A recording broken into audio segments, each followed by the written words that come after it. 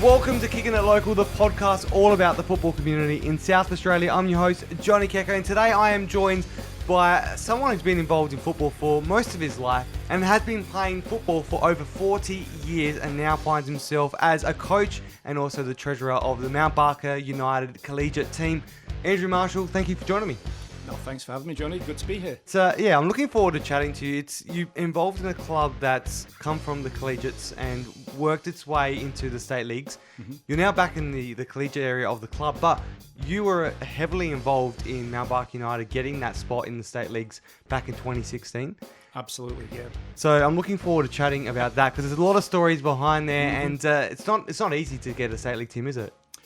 Look, it's one of those things that I'll look back in my life, and it's 3-4 years of my life that we're awfully busy. But yeah, a really great achievement. Take something from an amateur team into the state league. It was hard work. For you personally, it took a bit of toll on your life as well. So I want to talk about all that and because there's more to football than just football. It's life. We've got life outside of football. So. Mm-hmm. I want to talk about the real sides of what working in football can do to some people. So it'll be good to shed a light on your story. But first of all, your accent. You've got a little bit of an accent still, even though you've been in Australia for a long time. You're from the UK. Yep. What was it like growing up over in the UK? Look, back in the days, yeah. No, it was cool. Look, I was born in the northwest of England, in Manchester. So football was everything. We'd play from being a kid. You were outside, cobbled streets against the end wall of the terraced house, and you play football from light to dusk, day in, day out. It's just football's life over there, isn't it? Absolutely. It was everything. We played 5, 6, 7, 8 hours a day. No infrastructure, no goals, no nothing. You just play football. Just play football. Sounds like a great life over there. It was. How did you play club football, or did you ever want to get to play like in a serious level, or did you just want to play as a wanted to play? Great story. My story of soccer. So as a young kid, but oldest of 4. I was 9 years old at primary school, and the local club you couldn't play if you didn't train, and I had to walk my sister home about 4 miles every night after school. Yep. At the weekends, as a 9-year-old, I would get on the bus and go to wherever the team was playing and watch them. And eventually, after about 9 or 10 weeks of doing this, the coach said, "Hey, do you want to kick?" And that was how my footballing. Oh wow! And in the days where, as a 9-year-old, it'd be like travelling from Lonsdale to Elizabeth on the bus. It was that far across Manchester. I was that desperate to play. So and that's how I started as a 9-year-old playing club football. How did your parents feel about that? Were they happy about you?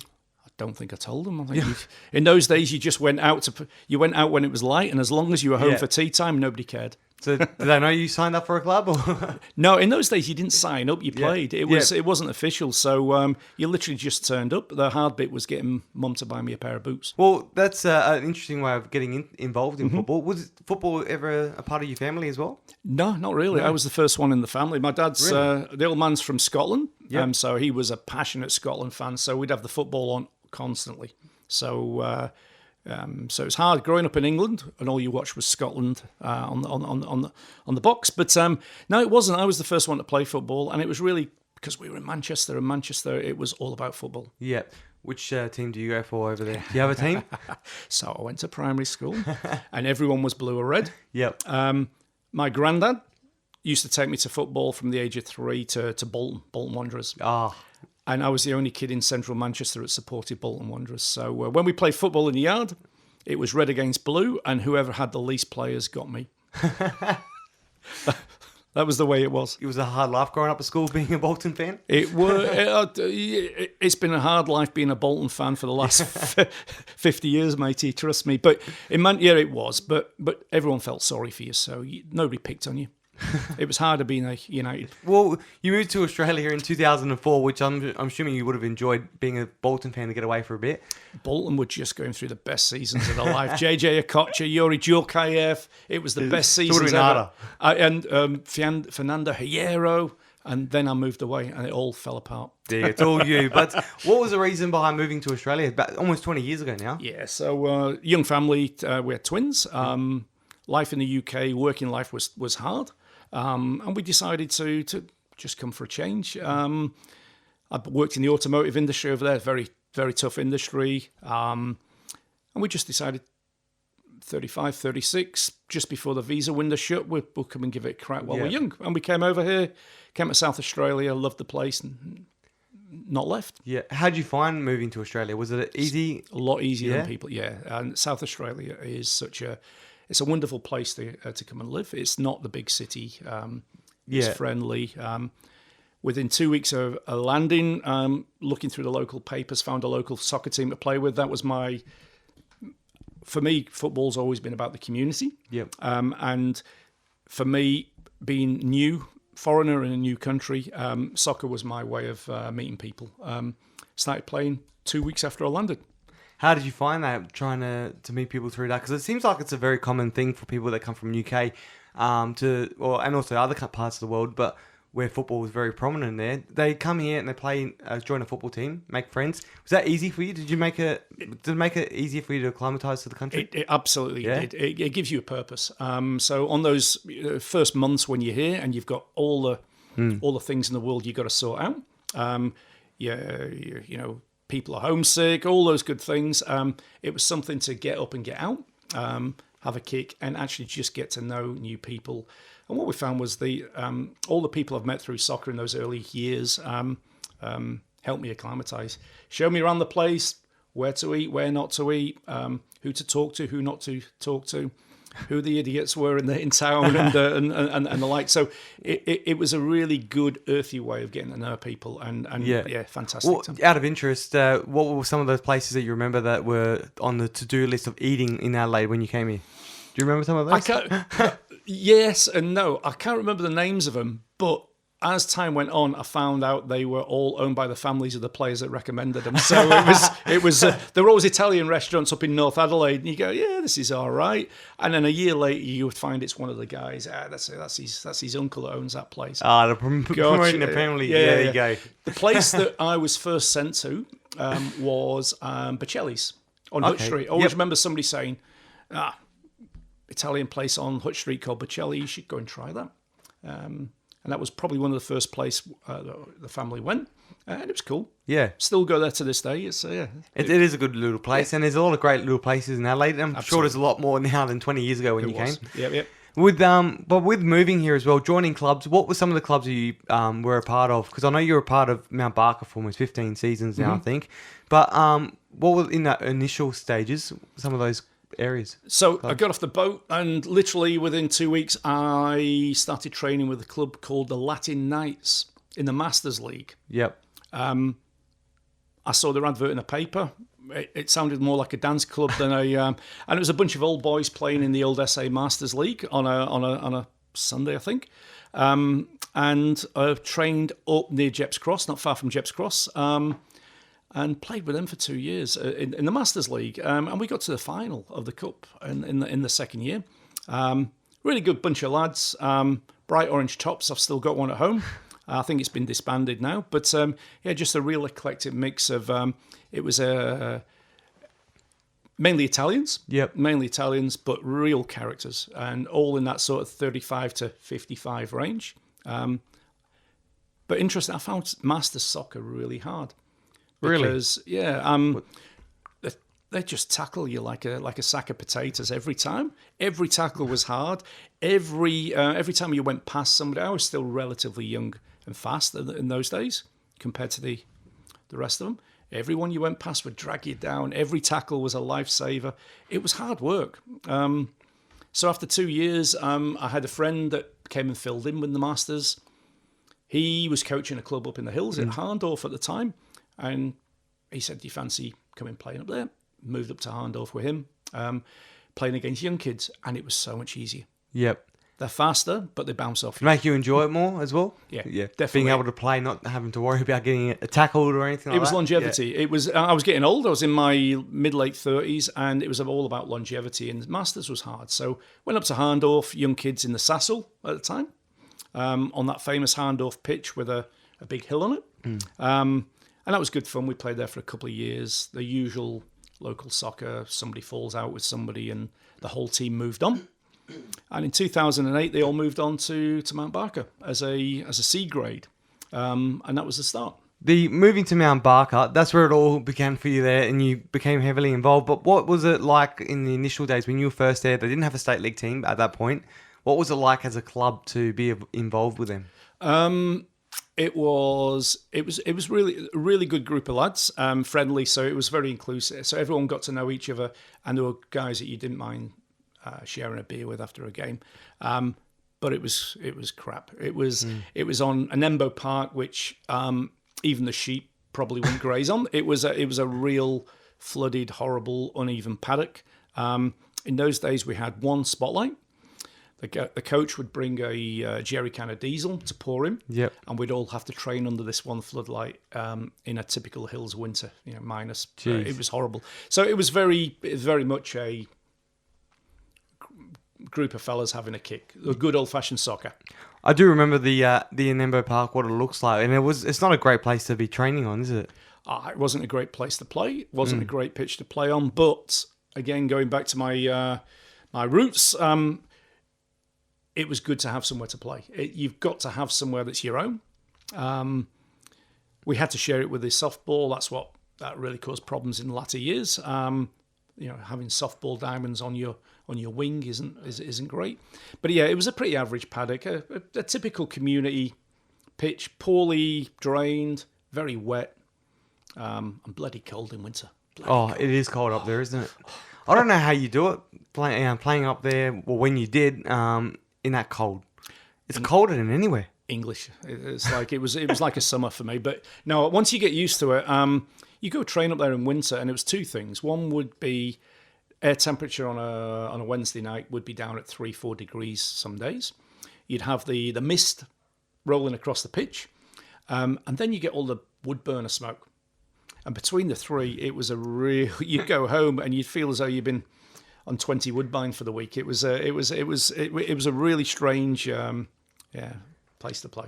It does. It's got that real strong smell of wood up there in winter. And when you're training in it, it's not good for you. So when I was up there doing my community radio up there in the Adelaide Hills, I remember every Wednesday night, by the time I get home, I would open the car and I realised how much I got used to the smell in my car, but I smelled it, because the driving through as well, it's just very strong. But it's a comforting smell though as well. It's a homely smell. I wouldn't train. It's not good for you. It's not good for you. But it was cold and you learn very quickly while you were coaching or playing to get changed and get straight into it because 5 minutes in the middle of winter you were in trouble. You've played in so many different roles there as well. You're saying off air that you goalkeeper as well as all the other roles and all the other grades you've played in at Mount Barker during your time there. Mm-hmm. What made you do that? You just enjoy it or just being forced in plays not rocking up or? Yeah, all of the above. So goalkeeper, the only reason you play goalkeeper is because the goalkeeper hasn't turned up. Yeah. It's the worst job in the world. I played trial game this weekend. I was in goals. And I keep dislocating my thumb in goals, but I'll still go back. Yeah. Over the years, played every position. When you coach and you choose your own position, centre forward, everyone loves it. But you fill in wherever you can. And in the community clubs, the reality is you're short every second week. Some weeks we'd play 2 games. I remember playing at West Beach, getting a yellow card and being told you're half a second from getting a red card. Coach takes me off, walk straight to the pitch next door and start playing for the next grade. Go on for the come off the 6s, go and play for the 5s, and it was all about filling in the gaps. So yeah. Well, 2016 is when Mount Barker United started to form as a club for the state league. Yeah.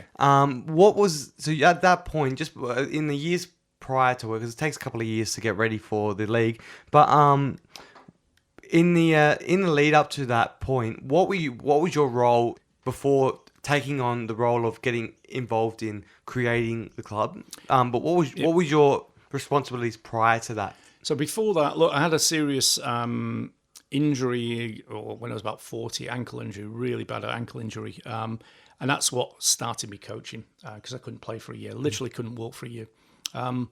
So I started coaching, and then with coaching, I started getting into the operational side of it, the volunteer side, organising everything from literally everything. There's only a handful of us, So we did that in the collegiate, and we had a really good setup. As 2 or 3 of us shouldered all the responsibility. But we ended up getting to 6 collegiate teams. We had 6 teams. Big end of season trip to the Riverlands with about 50 people. We'd have a party up at the sponsor, which was the Great Eastern Pub at the time. Some great photographs with about 100 people there. It was really cool times, and we really grew the club from one team. Back in the early 2000s, Mount Barker had one really poor team. Suddenly we got 6, and we're in the final of the Collegiate Cup, and we won the Collegiate Cup. So we'd been on this journey as far as we could. Then somebody within the club, we were at the Great Eastern one night, and somebody in the club had a friend who come along and said, "Hey, I've heard there's a license going in State League, and they'd be interested in talking to people up in the hills," whether that was true or not. And it started from that little 4 beers conversation. Next thing we know, there's a conversation being had with the FSA, and they were actually targeting us or that area at the time, so it was a perfect fit for them. What made you take on more commitments? Because at the period you would have been working 50-hour week job, or working for an engineering consultancy at the time, full on, overseas, interstate. There was a lot of work, so it was busy. So 50 hours, 50 hours. And then you're coaching during a week as well. Mm-hmm. Were you playing? You weren't playing at that point because you were injured. At State League time, I probably was just starting to play again. Yeah. And then you decide to take on the job of operations manager, treasurer, and also the barbecue organizer for the first 3 seasons. Just basically everything. There was literally in those early days. We had conversations at committee levels with other clubs about the day the volunteer is over. There's not many volunteers, but we go back in time. There was about 5 or 6 of us that did everything. State League games, honestly, even collegiate, I would be there at 9 o'clock in the morning, set the tent up, the barbecue, put the nets out, put the nets on, put the corner flags out, set the barbecue up, cook the barbecue, all the games, and then the same 2 or 3 of us would be pulling it all down, putting everything away after everyone's gone. You'd leave 6 o'clock at night in the dark. And you did it for the love of the game. It was something at that moment in time was actually quite fulfilling for the people involved. Mainly because I'd assume there was no State League team in that region of Mount Barker. Obviously, you got Hills Hawks, who are a little while away down the not the bottom of the hill, but a little bit close to the city. But you guys, that region hadn't had a team yet. Fastest growing town in the country. Yeah. So. Yeah. To have a team like that, did you guys feel like you were proud to create a team for that area? I think so. I think when you do something, whatever you are, and when you're involved in a club, you're either passive or you're active. If you're passive, that's cool. You turn up, you play your game, you go home. If you're active, there's an old crude saying you can't be half pregnant. You're either in or you're out. So when you're running these, things needed to be done. And it's a really good way of actually learning some really basic or hard management skills. And refining it in an area where you can have fun at the same time. What are some of the things? We've seen a few clubs now that have come out from collegiates and created teams and done very well. Slowly, teams are starting to build and creating a good club. What is involved to move from collegiate to State League? And because you were heavily involved in that period, so what were some of the things that you had to do and deal with and hurdles you had to jump to try and do that, as well as the meetings with Football South Australia to get the ball rolling? Look, it's the big difference is you go from amateurs to, let's say, semi-professional is the structure. So whereas you running a collegiate team, you can basically follow your own opinion. Yeah. There's a set of rules you play to, but you're really sort of at a point where you can take the club or the team or the players wherever you want. When you move into State League, you're a tiny, tiny little fish. Yeah. And there's a very heavily regulated structure you go into. Everything from, you've got to have a fence around the pitch, you've got to have a race over the players' exit. The way everything is just so heavily regulated in a positive way. So you have to become instantly more professional. You have to be. There is no shortcuts. There's no lazy way through. And it's all about planning. It's all about effort. And that's before you get to kicking a ball or getting a competitive team out. The amount of paperwork, the amount of, just the silly little things that we'd never done before, like you've got to have your kit approved by the FFSA, home and away, X amount of months before the season starts.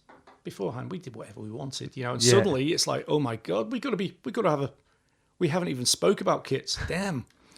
Yeah, well, you've got to have it all approved by this Friday. So it was actually a really good lesson into you very quickly learn how state league football works. Yep. The mechanics, the good, the bad, the ugly.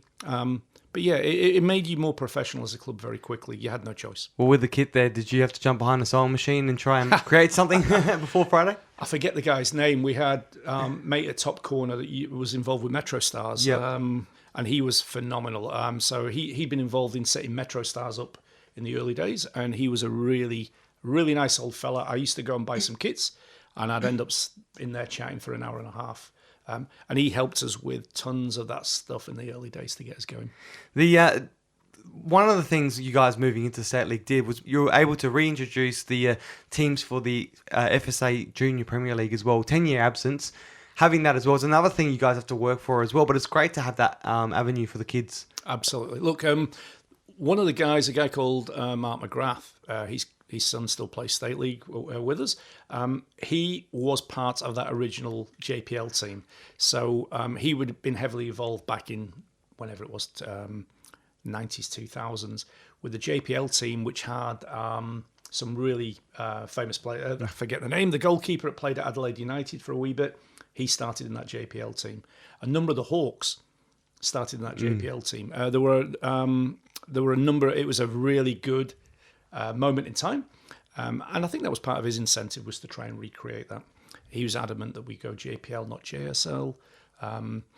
We were adamant from the organisational side that we wanted to create a club with pathways. So no matter, we created a one-page document. No matter how good or bad, how old or young, girl or boy, there was a pathway up, and there was also a pathway back for those that didn't want to carry on, and that was for every age. And we had a nice little one-page document, and the JPL fitted in there. If you wanted to be a young kid between the age of 9 and whatever, and you wanted to play at the highest possible level, JPL. If you didn't, we had an AHJSA juniors. If you wanted to go from juniors to seniors, collegiate or state league, there was all these different pathways for you to stay at the club. That was a really cool document, and it was probably 5 years too soon for our maturity. But this is where the club's at now. It's in a really good place. It's with you during that period. You had those 3 roles that I mentioned: the operations manager, the treasurer, as well as the barbecue organizer. And I mentioned right at the beginning of the podcast about you had a moment where it all came tumbling down. A lot of pressure on you. What was it like with that pressure of work 50 hours a week? You got a family life as well, and then also doing this, which was many hours. How many hours exactly was it? Look, nobody would ever know exactly, but I remember having a chat with the then president Brendan Stone, and the two of us were probably spending anything up to 25 to 35 hours a week on soccer alone. It was getting to that point. So we were spending anything up to 35 hours a week on a bad week. And it was, we were there all day on a Saturday. We'd have 2 teams on 2 pitches. We had all the problems of infrastructure, dealing with the school, the FFSA, going to disciplinary meetings. It was just never ending on top of your day job. There wasn't enough people to do that. We were grossly understaffed and immature for the rigors of State League. How did that start to affect you? Because it would have been a lot of effort, because that's 80 hours a week minimum that you were doing on everything. It sounds like an exaggeration, but there were weeks where it would be getting up to that when you thought about it. And we laugh when I say, operations manager, coach, barbecue operator, but it's those things that are the lifeblood of the club. Those are the things where we raise revenue, which was absolutely vital. We had no other ways of raising revenue. The barbecue would bring in much needed money. Nobody wanted to do it. I even had my lad doing it for a while. But yeah, it started to take a toll. And one day, after about 3 seasons, it all just came tumbling down. I couldn't do it anymore. Pressure of work and soccer got too much. And one day, absolutely true. So one day, head was banging. It was a Friday afternoon. I went to bed. My wife had warned me about this for 6 years, but like all good husbands, we ignore the good advice. She could see it. I couldn't. I went to bed about 3 o'clock on a Friday afternoon and didn't get out of bed until about 5 o'clock on the Sunday that weekend. That was around about December of whatever year. No, it wasn't. It was just in the new year. And then that was it. I can't do soccer anymore. I'm done. Overnight, stood down from everything for my own sanity. And then between soccer and work, I took 6 months off work as well. Didn't work for the 6 months, which was a great time. Life-changing moment. You reset all your values. And then very slowly, I've gone back into soccer at my pace. Because I did miss it.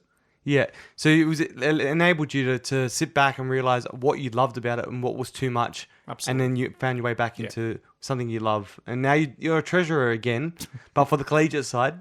So did you realize that's something you enjoyed doing? Nah, I hate it. No, you hate it. You still hate it, do I you? still hate asking people for money. There is nothing worse on this planet than chasing fees. And money's always an emotional topic. However, I'm a consummate planner. So for me, one of the most important things for me was the longevity of the club. Yeah. So as the treasurer in State League days, it was a responsibility to make sure at the end of the season we broke even, and we did for the whole 3 years. In those early days, we broke even, which was no mean feat. And it's the same with the collegiates. The health of the club, but more importantly, the facilities and what you offer the players is a function of how you manage your money. Well, how are you finding it now? It's easier now, coaching, playing, and treasurer in the collegiates? It's much more fun. Not to understate it, the State League is where the glamour is. No two ways. State League is where the future of the club lies, and it's a really important part. But you have to love soccer, and the second you don't love it, it's a really miserable game if you're not enjoying it. And for that year, I didn't enjoy it. I've seen a lot of people that don't love soccer but have gone because a family member plays and goes and watch them, and then they end up being involved in it. Absolutely. And they love it. Yeah. They love it now. So it's community. It's great. If you can find that sense of community through soccer, it's great. If you can play a game you love and find community, even better. So for me, it was all about it's that legacy thing. You know, my son plays collegiate this year for the first time. He played State League for a few years. Went to uni, missed football for the last 3. He's now playing collegiate up at Mount Barker, even though we live in the foothills. And it's that community again. He's now got a friendship group, an extension of that. It's a good thing. And the treasurer it's always important. The money's important, and it's one of the things you can't trust everybody with. And most people hate money. Yep. That's one thing I wouldn't be able to do that job, I don't think. But if you want it, you can have it. I'm good, thank you. Okay. But being at that club as well, we know there's 2 clubs in the Adelaide Hills. There's Adelaide Hills Hawks, Mount Barker United. A little bit of a rivalry there between some of the traditional people that live in the Adelaide Hills. They're played at both clubs probably, but they've chosen one at the end of the day. But you guys knocked them off in the first round of the season. It's the first time in the club's history you've ever beaten Adelaide Hills Hawks. It's probably a low point in their history so far because they've held that so high. I remember during my time of volunteering up in the Adelaide Hills at the radio station, when they beat you guys, they came through Mount Barker with a big sign. But it's great to have those type of rivalries. But what's it feel as a club to have that with competing against other clubs in the hills? And yeah, look, it's in my early days in the State League, I had a very simple policy, which was be respectful of each other and the like. It's very easy to wind each other up. I come from Manchester in England. United City, Liverpool rivalry. Sometimes it just gets to a point where it's just too much. And we had enough on our plate to focus on without worrying about rivalry. The reality is that the first 3 years was really tough. We were totally uncompetitive. but that's life. You can't buy your way to fame. And we've always been respectful of that. I've always been respectful of that relationship. To beat them is great, and again, I'm hoping a lot of my thinking is rubbed off on a few people. We talk about it, we text each other, but we keep it respectful, and we don't go out in the open. Yeah. But there was a lot of binging of phones on the Saturday night. I didn't stay to watch it because I couldn't do it. I couldn't bear to stay. I was there in the morning and didn't stay. I couldn't bear to watch. So, yeah. Well, you missed a good game, but for your side, obviously. But another great thing that happened in round one as well was your collegiate side charity match for someone that a big part of the club. We all know. We talk about you volunteering as a club. There's a lot of other people in a similar position at other clubs working 80 hours a week and working so hard to help run a club. But we know volunteers are a big part. Sponsors are a big part as well. And there's someone a part of your club that you guys are honouring yearly now with a charity match. Yeah. Nathan Dunn. What was it like having someone like Nathan to help sponsor the club in the early days? Yeah, look, Nathan was a guy who lived down the hill all his life until his last days. He was a friend of somebody up at the club, which, again, it's all part of that community thing, came up. Another guy from the northwest of England, played his football the way he lived his life. You never died wondering. Every tackle he made, you never died wondering if you might have won the ball if you'd gone harder. He was a hard playing footballer. Really nice guy. And what happened? He was part of the collegiate catalyst. So in those early days when we were a ragtag and bobtail club, we'd have a bag of kits. You turned up on Saturday, somebody emptied the bag on the floor, and you quickly ran to get the size that fitted you, so you didn't end up with a small kit again. Nathan was part of the moment in time that Brendan and I were involved in, where we started to be, let's say, a little bit more professional. We actually had kits for everyone had their own kit. Yeah. And Nathan was a big part. He put his own personal money into sponsoring the club. We had a pub on the front, but he actually, two of the companies that his family were involved with, put a lot of money in to sponsoring those kits. So we still have those good old kits with the GE Great Eastern Pub on the front. But he also bought a big top of the range gazebo. Again, it all sounds like silly Mickey Mouse things, but when you're a little club playing on a paddock, to have some shade from the rain or the sun, and this was a professional, 6x4 gazebo. Again, he paid for out of his own pocket. Then over the years, he started coaching and the like, and he became a really likable, well-liked member of the club. Every end of season trip he'd be on and the like. Then one year he went back to the UK to visit family. Something happened while he was on holiday, and that was around about June time. And then probably 6 or 7 months later, he'd passed away. He had a very aggressive form of lung cancer. I always remember when he told me it was the same type of cancer that my old man passed away from.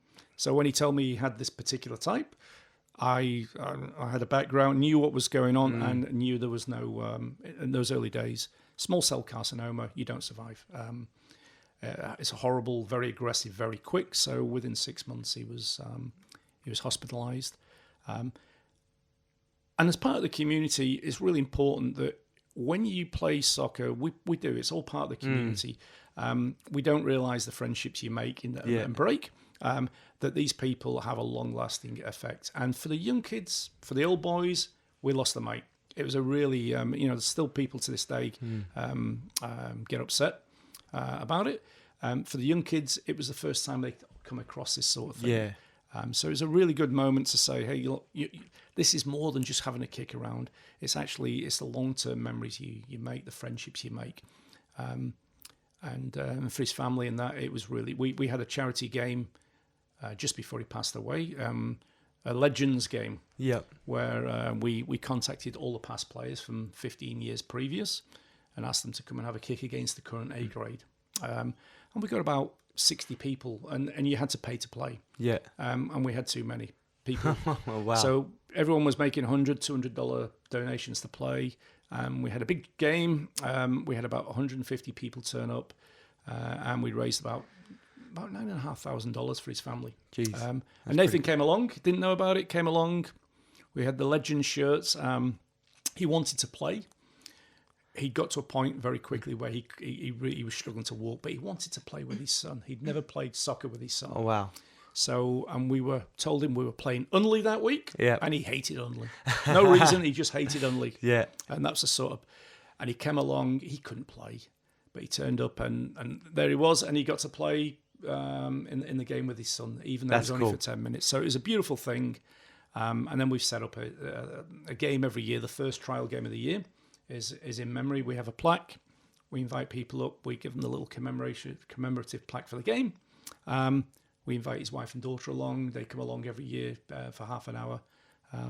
And we raise money for cancer charities in his name. So it's about understanding that football's more than just the game. It's your friends and the community. The community is one of the best bits about the game, isn't it? It is.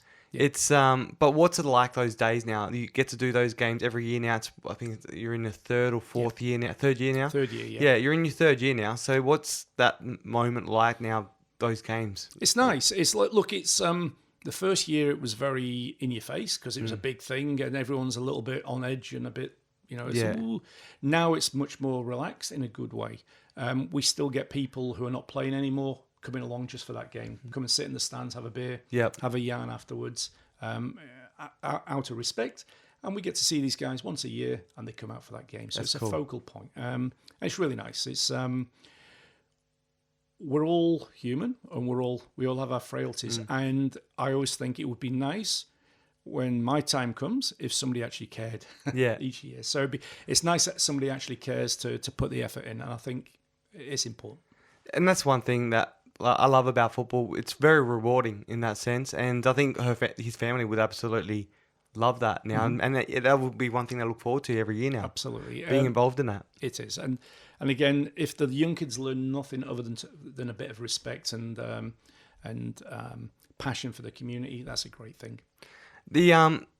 Whose idea was it to create this and keep it going? Was it a joint thing in the club? Yeah, look, I think many of us can claim the idea, but I think it was something we, a couple of us, but probably over a beer, would have gone on and on about, and it just seemed like the right thing.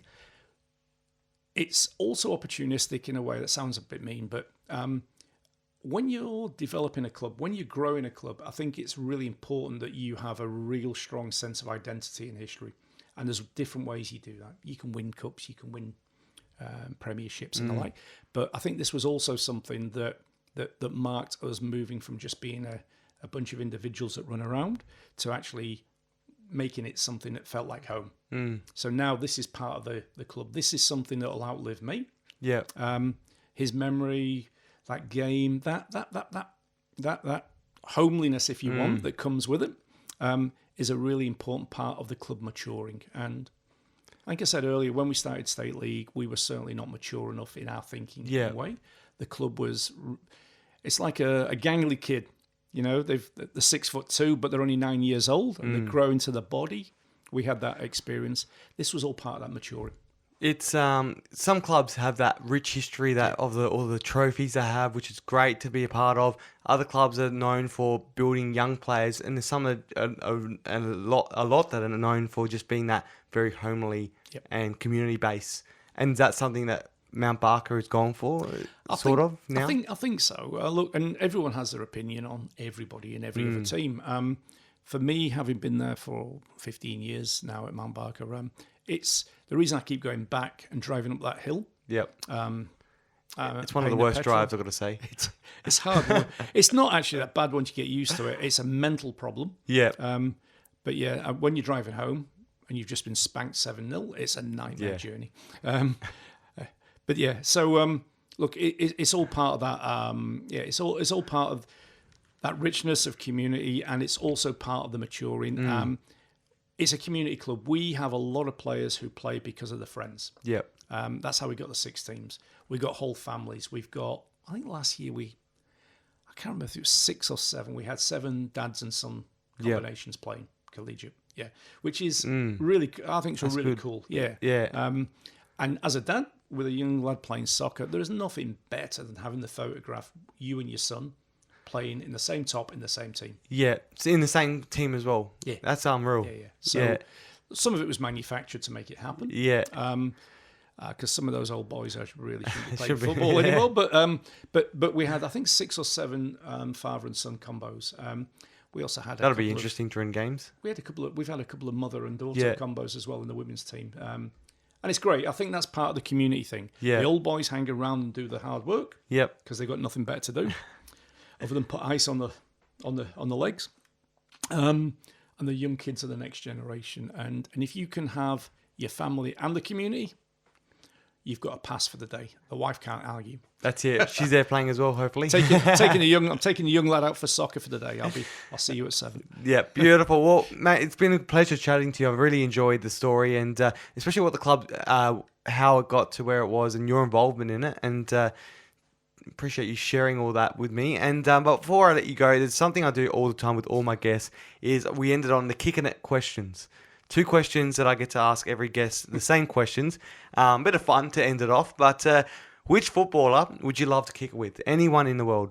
JJ Okocha. He was I saw him bolt. He was quick. Just amazing. No, You have to think about it. Don't think he is an amazing footballer to watch. JJ Okocha every day of the week. That was a very easy one for you. Didn't have to even think about it. Well, now this is another one. You may have to think about this one. Name 2 people, someone locally, someone internationally, you'll have to kick it with on a Saturday night, relax and watch some football. To sit back, couple and of watch. beers. That is a harder one. I love watching football on my own. I get two. I get worked I up. I hate losing. Maybe watch a game that's a neutral game, maybe. Crikey. Or I no love football, just kick it with on a Saturday night. I love when I go back to the UK. I love sitting with the in-laws, my sister's husbands, when we're watching a United game or something, because I've got not a care in the world. They're very passionate, and it's just a really good laugh sitting there, ripping the Mickey out of each other watching football. So that's my sofa moment. Nice. Back in the UK. Over here, look, I love sitting with the guys after a game. Yeah. Every time I finish a game, I go and sit in the bar with the guys, and my lad will tell you I'll spend the next 4 hours just talking. Yep.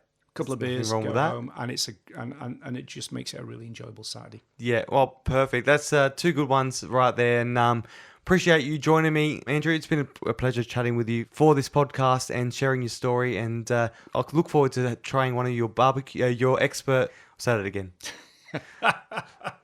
No, you're not. By the way, you're not. Let me beat you to it. They were cheap, nasty sausages and not the crappy bread. Yeah, you're not. I'm not. All right. Well, I'm not going to try your sausages in. I thought you might be an expert at doing sausages. No, cheap and nasty. No. All right. Well, I'm not going to touch those then. Thank you. No. Thank you for joining me, Andrew. That was a pleasure chatting with you. Thank you for your time. That was Andrew Marshall.